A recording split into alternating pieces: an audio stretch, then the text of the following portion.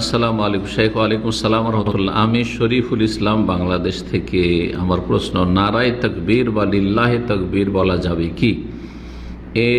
এর অর্থে কোনো আপত্তিকর কিছু আছে কিনা জানিয়ে উপকৃত করবেন। লিল্লাহে তাকবীরও বলা যাবে আর নারায়ে তাকবীরও বলা যাবে, দুটোই বলা যাবে। লিল্লাহে তাকবীর মানে হচ্ছে আল্লাহর জন্য বড়ত্ব অর্থ করছি, যাতে করে তাতে আপত্তি নেই, এটা সবাই বুঝতে পারেন বা কোনটার কি অর্থ। লিল্লাহে মানে আল্লাহর জন্য, আল্লাহর, আর তাকবীর মানে হচ্ছে বড়ত্ব, মহত্ব। তো বড়ত্ব মহত্ব কার? আল্লাহ, আল্লাহর জন্য, একমাত্র আল্লাহর জন্য। বাংলাদেশে এই পরিভাষাটি বেশি দেখা যাচ্ছে আহলে হাদিসদের মধ্যে। এরা লিল্লাহে তাকবীর বললেন, এটাও মনে হয় 30-40 বছর থেকে। তার আগে আমি দেখেছি ওরাও নারায়ে তাকবীরই বলতো। আর হানাফি সমাজে দেওবন্দি, বেরলভী যতগুলি আছে, সুফি বা জামাত ইসলামী, তাদের ওখানে পরিভাষা রয়েছে কিসের? নারায়ে তাকবীর। এখন নারায়ে তাকবীর মানে কি? নারা মানে হচ্ছে ধ্বনি, শব্দটি ফার্সি ভাষা, আরবি তো রয়েছে। নারা মানে, এটি হচ্ছে নারা মানে হচ্ছে ধ্বনি, স্লোগান। ধ্বনি কিসের? স্লোগান আর কি, তো যেটাকে বাংলায় স্লোগান বলা হচ্ছে।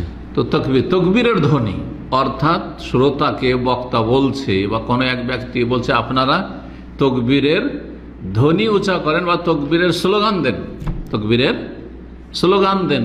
কি বলেন? আল্লাহু আকবার বলেন।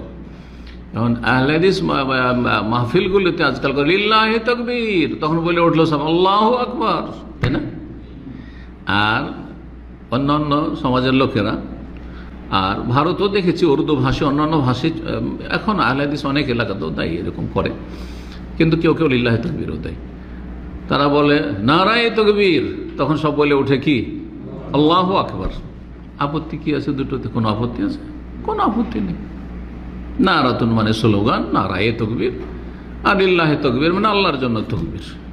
উদ্দেশ্য একই, উদ্দেশ্য হচ্ছে একই। এবং আল্লাহ সবচাইতে বড়, আল্লাহ সুমহান, আল্লাহর চাইতে বড় কোনো কিছু নাই সব দিক থেকে, সমস্ত দিক থেকে। আল্লাহ যখন বড়, তো আল্লাহর বিধান সবচাইতে বড়, আল্লাহর আদেশ নিষেধ সবচাইতে বড়, আল্লাহর ইবাদত বন্দেগী আমার লাইফে সবচাইতে বড়। সব কিছু লাগাইতে হবে। কথা বোঝা গেছে না?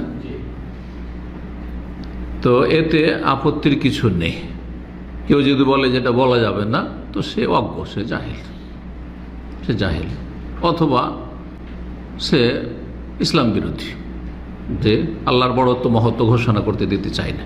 কিন্তু বলা জরুরি না যে মাহফিল করলে আল্লাহ লিল্লাহে তাকবীর বলতে হবে, নারায়ে তাকবীর বলতে হবে, এটাও না, এমন কিছু না।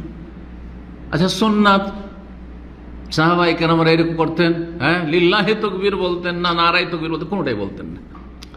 কিছু কিছু ভাইয়েরা বাড়াবাড়ি করে যে নারায়ে তাকবীর বলা যাবে না, কিন্তু লিল্লাহে তাকবীর। তো সাহাবীরা লিল্লাহে তাকবীর বলেছেন নাকি? যদি সাহাবীরা লিল্লাহে তাকবীর বলতেন আর নারায়ে তাকবীর না বলতেন, তাহলে বলতেন যে লিল্লাহে তাকবীর সাহাবীরা বলেছেন, তাদের অনুসরণ করেন, আর নারায়ে তাকবীর বলিয়েন না। বললে দুটোই বলা যাবে। আর সুন্নত কোনোটাকে বলিয়েন না।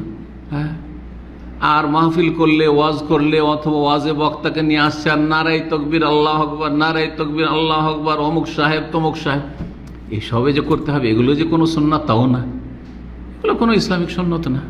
তবে জায়েজ, জায়েজ।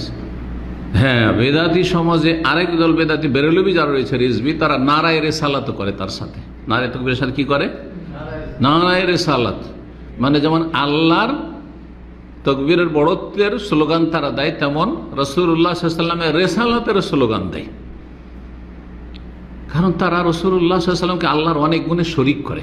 যেমন নবী আলেমুল গায়েব, নবী হাজির নাজির, নবী সবকিছুর উপর ক্ষমতাবান, মুখতারিকুল, এগুলো বড় শিরকি কুফরি আকীদা। এবং নবীর কাছে চাওয়া, ফরিয়াদ করা, মাদাদ ইয়া রাসূলুল্লাহ। তারা জিলানী চিশতির কাছে, শাহজালাল শাহপুরার কাছে চাইছে, তো নবীর কাছে কেন চাইবেন? তো এই শিরক, এইটি হচ্ছে শিরকি নারা বা শিরকি স্লোগান, এটা জায়েজ না। নারায়ে রিসালাত দেওয়া জায়েজ নয়। জি।